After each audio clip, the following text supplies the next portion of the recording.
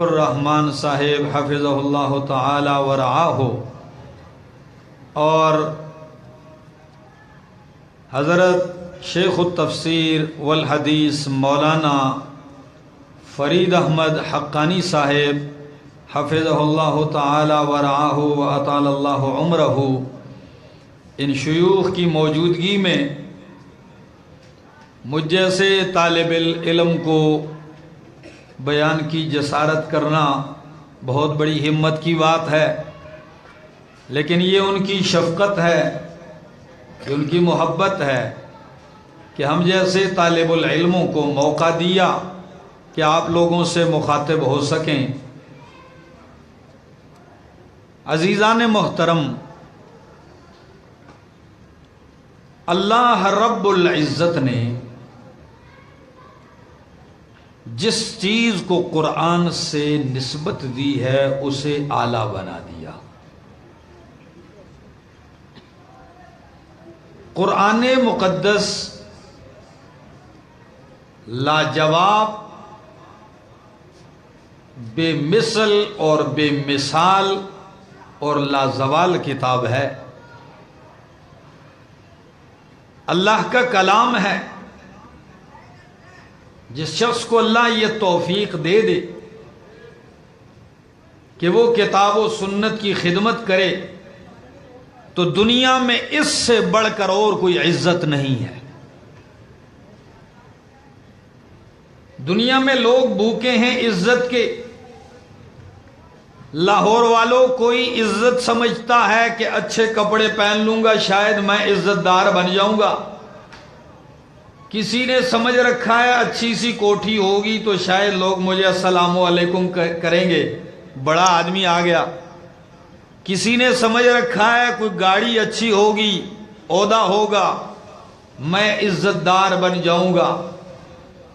یقین جانیے یہ ہماری سوچ ہے، ورنہ یہ چیزیں عزت کی نہیں، عزت کی چیز اللہ کی کتاب ہے۔ انہو لکتاب عزیز، قرآن ہی عزت مند کتاب ہے، قرآن ہی زبردست کتاب ہے، عزت والی کتاب قرآن ہے۔ خود اللہ کا قرآن کہتا ہے، اللہ فرماتے ہیں ثم اورثنا الکتاب الذین اصطفینا، ثم اورثنا الکتاب الذین اصطفینا من عبادنا، ہم نے وارث بنایا اپنی کتاب کا، یہ کتاب ہم نے وراثت میں دے دی، وارث بنایا اس کا۔ کن لوگوں کو؟ من عبادنا، اپنے بندوں میں سے۔ فرمایا بندے تو میرے بہت ہیں لیکن وارث انہیں بنایا، اصطفینا من عبادنا، جن کو میں نے اپنے بندوں میں سے چن لیا۔ بندے بہت ہیں لیکن قرآن کے وارث کون ہیں؟ اصطفینا من عبادنا، جنہیں ہم نے اپنے بندوں میں سے چن لیا، انہیں قرآن وراثت میں دی، قرآن کا وارث بنا دیا۔ میرے دوستو، قرآن کی نسبت بہت بڑی نسبت ہے۔ امام الانبیاء کا فرمان ہے، مسلم کی روایت ہے، ان اللہ یرفع بہذا الکتاب اقواما ویضع بہ آخرین، ان اللہ یرفع بہذا الکتاب، اللہ اس کتاب کے ذریعے یرفع بلند کرتا ہے، عزتیں دیتا ہے، مرتبے دیتا ہے، شان دیتا ہے۔ ان اللہ یرفع بہذا الکتاب اقواما، بہت ساری قوموں کو، بہت ساری نسلوں کو، وَيَضَعُ بِهِ آخرین، اور کئیوں کو اللہ اسی کے ذریعے پست و ذلیل کرتے ہیں۔ جنہیں قرآن کی نسبت مل جائے وہ بلند ہو جاتے ہیں جو قرآن کو اپنا مقتدا اور رہبر و رہنما مان لے، وہ عزت دار ہو جاتے ہیں۔ یہ تھوڑی بات ہے، جب قرآن نبی پہ اترتا ہے، جس دن میرے نبی کو نبوت ملتی ہے اسی دن نبی کو 5 آیتیں ملتی ہیں۔ پہلے دن ہی سے اللہ فرماتے ہیں اقرا، پہلے دن ہی سے کیا حکم ہے؟ اقرا، پڑھ میرے پیغمبر۔ پہلے دن ہی سے حکم آ گیا قرآن پڑھنے کا۔ پھر مسلسل احکام آتے رہے کہ بلغ ما انزل الیک من ربک، بلغ، تبلیغ کر میرے پیغمبر، پہنچا دے میرے پیغمبر، ما انزل الیک من ربک، جو آپ کی طرف نازل کیا گیا ہے آپ کے رب کی طرف سے، قرآن پہنچا میرے پیغمبر۔ یہ آپ کی ڈیوٹی ہے، یہی آپ کا مشن ہے میرے پیغمبر۔ آپ کا دستور بھی قرآن ہے، آپ کا مشن بھی قرآن ہے، آپ کا پروگرام بھی قرآن ہے۔ ہاں میرے پیغمبر، لوگ تو ملتے ہیں دستور بناتے ہیں، لوگ مل کے بیٹھ کے منشور بناتے ہیں۔ آپ کو منشور بنانے کی ضرورت نہیں ہے۔ آپ کا منشور آپ کے آنے سے 4000 سال پہلے ابراہیم خلیل اللہ بیت اللہ کی تعمیر کرتے ہوئے بیان کر گئے ہیں۔ جب اللہ کے خلیل کا بیت اللہ تعمیر کرتے ہیں، اسماعیل ذبیح اللہ بھی ساتھ ہیں، تو کیا فرمایا؟ ربنا وَبَعَثْ فِيهِمْ رَسُولًا مِّنْهُمْ، ربنا، اے میرے پروردگار، اے میرے ربا، بھیج دے میری نسل، میری اولاد میں رسولاً، شان اور عظمت اور تعظیم والا رسول، منہم، انہی میں سے۔ کیا مشن ہوگا ان کا، کیا پروگرام ہوگا ان کا؟ یتلو علیہم آیاتک، اللہ تیری آیتیں پڑھ پڑھ کے سنائے گا۔ کیا کرے گا؟ یتلو علیہم آیاتک، تیری آیتیں پڑھ پڑھ کے سنائے گا۔ اور دوسرا کام، وَيُعَلِّمُهُمُ الْكِتَابَ، قرآن کی تعلیم دے گا۔ یعنی اللہ کے خلیل کیا کہہ رہے ہیں کہ اللہ جو تیرا حبیب ہے اس کا مشن کیا ہوگا؟ یعلمہم الکتاب، وہ قرآن کا معلم ہوگا، وہ قرآن کی تعلیم دے گا۔ اور 4000 سال کے بعد لاہور والوں، جب میرے پاک پیغمبر کے سر پہ تاج نبوت سجایا گیا تو میرے پاک پیغمبر اپنے دادا کی اس دعا کا تذکرہ کرتے ہوئے کیا کہتے ہیں؟ انا ثمرۃ دعاء ابراہیم، لوگوں میں ابراہیم خلیل اللہ کی دعاؤں کا ثمرہ اور نتیجہ بن کے آ گیا ہوں۔ انہوں نے اپنی دعا میں کہا تھا یعلمہم الکتاب، کہ تعلیم کتاب کی دے گا۔ اور میں محمد بھی یہ اعلان کرتا ہوں کہ انما بعثت معلما، وہی دعا کا اثر، انما بعثت معلما، میں معلم بن کے آیا ہوں، قرآن کا معلم بن کے آیا ہوں، قرآن کا مبلغ بن کے آیا ہوں۔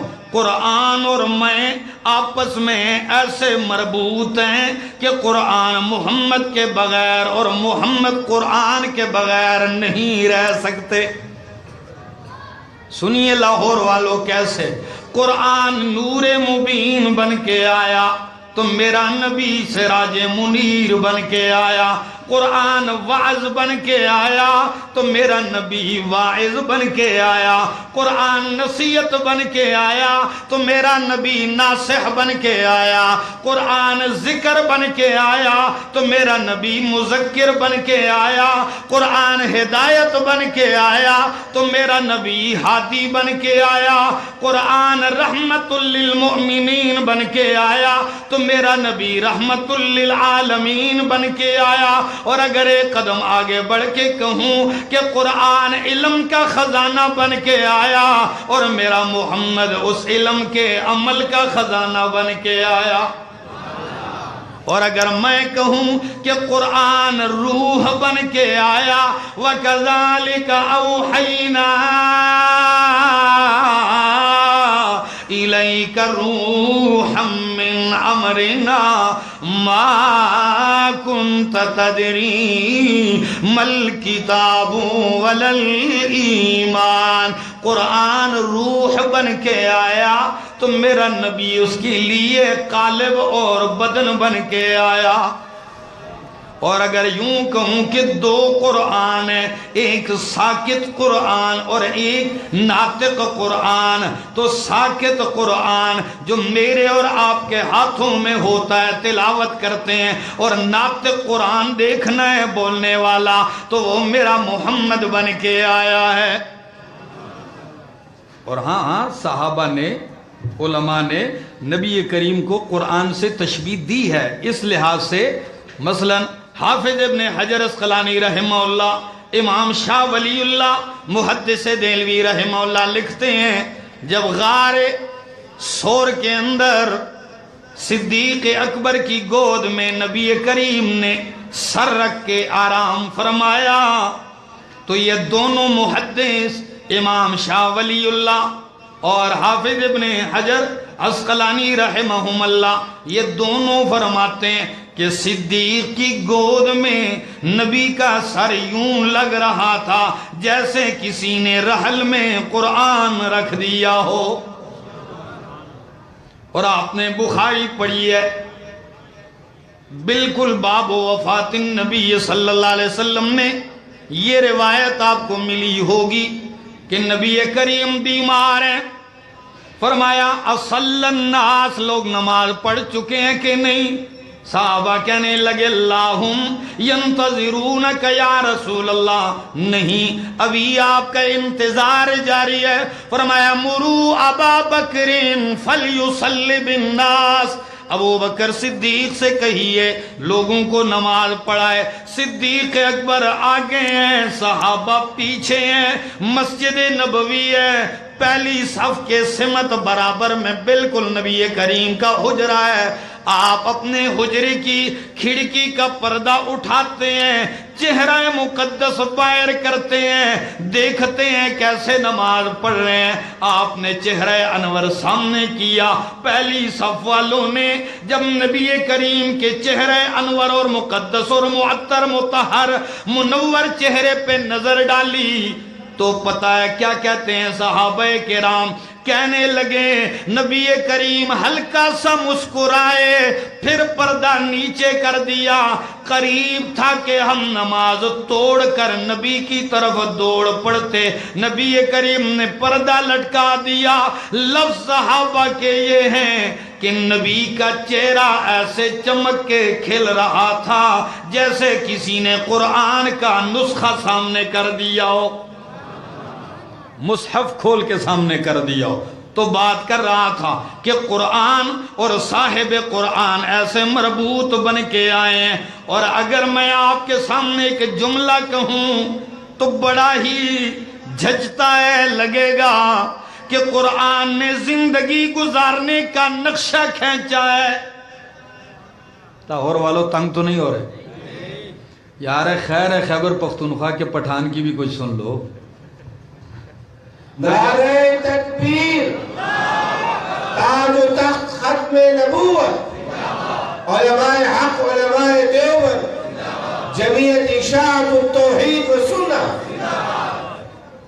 فرمایا قرآن نے زندگی گزارنے کا ایک نقشہ پیش کیا ہے۔ لیکن اس نقشے میں رنگ بھرنا میرے محمد کے حوالے کر دیا ہے۔ بڑی بات کر گیا ہوں۔ قرآن نے زندگی گزارنے کا ایک نقشہ پیش کیا اور اس میں رنگ بھرنا میرے محمد کے حوالے کر دیا۔ قرآن یہ تو کہتا ہے طواف کرو، لیکن یہ نہیں کہتا کتنے چکر لگاؤ، یہ میرے محمد نے بتایا۔ قرآن یہ تو کہتا ہے نماز پڑھو، لیکن کتنی رکھتے ہیں، کہاں سے آغاز کرنا ہے، کہاں پہ اختتام کرنا ہے، یہ میرے محمد نے بتایا ہے۔ قرآن یہ تو کہتا ہے زکوٰۃ دو، لیکن یہ نہیں بتایا کتنے مال میں زکوٰۃ دو، کتنا وقت گزرنے کے بعد دو، یہ میرے محمد نے بتایا ہے۔ قرآن اور صاحب قرآن ایسے مربوط ہو گئے۔ بات کر رہا تھا کہ نبی کریم نے فرمایا انما بعثت معلما، میں معلم بن کے آیا ہوں۔ کیا؟ ٹیچر بن کے آیا ہوں، استاد بن کے آیا ہوں۔ علماء موجود ہیں، استاد کلاس پہ محنت کرتا ہے، استاد شاگردوں پہ محنت کرتا ہے، پھر دیکھتا ہے ان میں کون کون قابل ہوتے ہیں، جو اعلیٰ نمبروں والے ہوتے ہیں، جن پہ استاد کا اعتماد ہوتا ہے، پھر وہ چند دانے شاگردوں میں سے چنتا ہے، پھر بڑے بڑے پروگراموں میں پیش کرتا ہے، علماء کے سامنے پیش کرتا ہے۔ آپ دیکھیں، آپ چیک کریں میرے شاگرد کیسے ہیں، میرے شاگرد قابل ہیں یا ناقابل ہیں۔ پھر مقابلے ہوتے ہیں بڑے بڑے سکولوں میں، کالجوں میں، یونیورسٹیوں میں، مدارس میں۔ کیوں؟ استاد کی شاگرد کی قابلیت یہ استاد کی قابلیت ہوتی ہے، شاگرد کی شہرت یہ استاد کی شہرت ہوتی ہے، شاگرد کی عزت یہ استاد کی عزت ہوتی ہے۔ آخر میرے پیغمبر بھی معلم بن کے آئے، آپ نے بھی شاگردوں کی ایک کلاس تیار کی ہے۔ آپ کے شاگردوں کی کلاس وہ صحابہ کی جماعت ہے۔ کون سے شاگرد تیار کیے؟ بولیے، ایسے بات نہیں بنے گی۔ میں اتنا لمبا سفر طے کر کے آیا ہوں اور آپ ایسے سوئے ہوئے، دو جگہ تقریر نہیں ہوتی ہے، قبرستان میں مردوں کے سامنے اور ایک مسجد میں سوئے ہوئے کے سامنے، اس لیے کہ سنتے دونوں ہی نہیں ہیں۔ سنیے، زندہ لوگ ہیں، ثبوت دیجئے زندگی کا۔ بات کر رہا تھا نبی معلم بن کے آئے اور آپ نے تعلیم دی، آپ نے شاگردوں کی جماعت تیار کی ہے۔ میں شاگرد تیار کرتا ہوں، ان علماء کے سامنے پیش کرتا ہوں، یہ جج بنتے ہیں، پاس ہے، فیل ہے، کامیاب ہے، ناکام ہے۔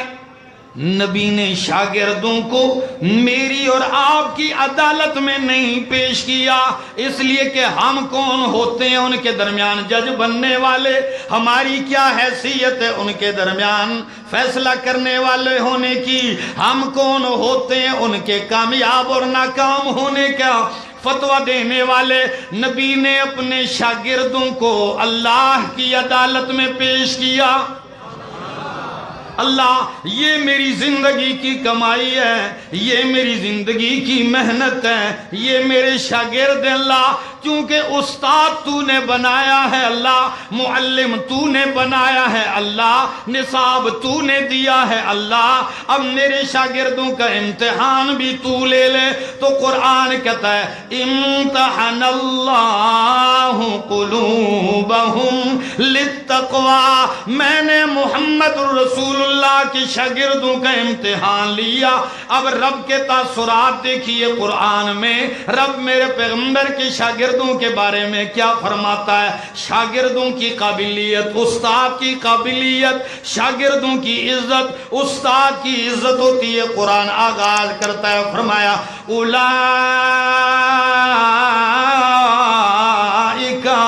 علی ھدی من ربہم، میرے پیغمبر آپ کے سارے شاگرد ہدایت پر ہیں۔ اولئک ھم المفلحون، آپ کے سارے شاگرد پاس ہیں، اولئک هم الفائزون، آپ کے شاگرد منزل مقصود پر پہنچنے والے، اولئک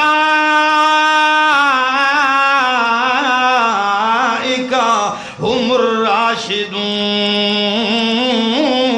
آپ کے سارے شاگرد رشد و ہدایت والے، اولئک هم المؤمنون حقا، آپ کے سارے شاگرد پکے مومن ہیں، اولئک هم الصادقون، آپ کے سارے شاگرد سچے ہیں، اولئک هم الصدیقون، سچے ہی نہیں سچوں کے امام ہیں، سچوں کے سردار ہیں، صدیقین تو سارے